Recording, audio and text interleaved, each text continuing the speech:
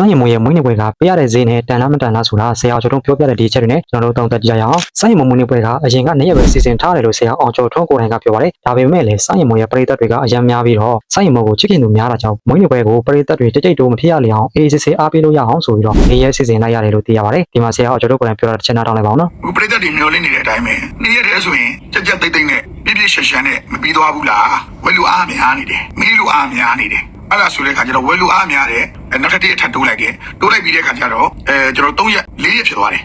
နောက်ပြီးတော့လည်းရှေ့ဆုံးကဈေးကြီးပါတယ်ဆိုတဲ့ခုံလက်မှတ်တွေကဝင်ရှိရင်တော့ဒီခုံလက်မှတ်တွေကိုဝယ်လို့မရတဲ့အခြေအနေမှာရှိနေပါတယ်ဒီအခြေအနေကိုကြည့်ရင်ကိုဆရာကျော်တို့ပြောတဲ့အထက်မှာစိုက်ရင်မပွဲကိုလာကြည့်မဲ့သူတွေကတကယ်အကြီးကြီးတွေတဲကလူကြီးတွေအမှုပညာရှင်တွေကျဲတွေလည်းပါဝင်လာနိုင်မယ်ဆိုတာသိတာပါတယ်အရေးကြီးဆုံးအချက်ကတော့ပရိသတ်တွေပြောနေကြတဲ့ဈေးကြီးပေးရတာနဲ့တန်လားဆိုတဲ့ချက်ပါပဲဆရာကျော်တို့ပြောသွားတဲ့အထက်မှာတော့တန်လားမတန်လားဈေးကြီးလားမကြီးလားကိစ္စတဲ့ဒီပွဲကမင်းသားလေးစိုက်ရင်မပုံရိပ်ကိုမြင့်တင်နိုင်မဲ့ပွဲဖြစ်တဲ့ပြင်ဒီပွဲကမြမဇက်သဘင်ရဲ့ပုံရိပ်ကိုလည်းအရင်ကတည်းကမြင့်တင်နိုင်မဲ့ပွဲလည်းဖြစ်ပါတယ်ငါတို့ဇက်သဘင်ကဒီလိုဈေးကြီးပေးပြီးတော့ကြီးရတာလားအဲ့လောက်ထိမြမဇက်သဘင်ကပုံရိပ်ပြင့်မာတာလားဆိုတဲ့ပုံစံမျိုးကိုလိုချင်တာပါပြီးတော့လည်းဒီပွဲကဇက်တပေသမိုင်းမှာမရှိခဲ့ဘူးတဲ့လက်မှတ်စင်းနှုန်းတွေဖြစ်တာကြောင့်ဒီပွဲမှာစိုက်ရင်မိုးကပုံရိပ်အမြင့်ဆုံးဈေးကြီးဆုံးမင်းသားလည်းဖြစ်သွားနိုင်ပါတယ်ပြီးတော့လည်းဒီပွဲ၄ရက်လုံးမှာစိုက်ရင်မိုးကမတူညီတဲ့တင်ဆက်မှုမျိုးတွေနဲ့တင်ဆက်မှာဖြစ်ပြီးတော့စင်လိမ်မာတွေစစ်ထင်းတွေငားတဲ့အပြင်ကိုမှအမျိုးသားဇက်ရုံမှာဖြစ်တဲ့အတွက်အမျိုးသားဇက်ရုံနဲ့ live ဖက်မဲ့အစင်းမြင့်တင်ဆက်မှုအမျိုးမျိုးတွေကြီးတင်ဆက်မှာမို့ပရိသတ်တွေအနေနဲ့3သိန်း4သိန်းမတက်နိုင်ရင်တော့3သိန်းနဲ့ပေးရတဲ့ခုံမှာစိုက်ရင်မိုးကိုအားပေးလို့ရပါတယ်ဗျ။ဒေကြတာတစ်ခုကတော့ဈေးကြီးပေးရတဲ့ခုံတွေကလိုချင်ရင်တော့ဝယ်လို့မရတဲ့အခြေအနေဖြစ်မှာစိတ်ပူမိပါတယ်အားလုံးကိုကျေးဇူးတင်ပါတယ်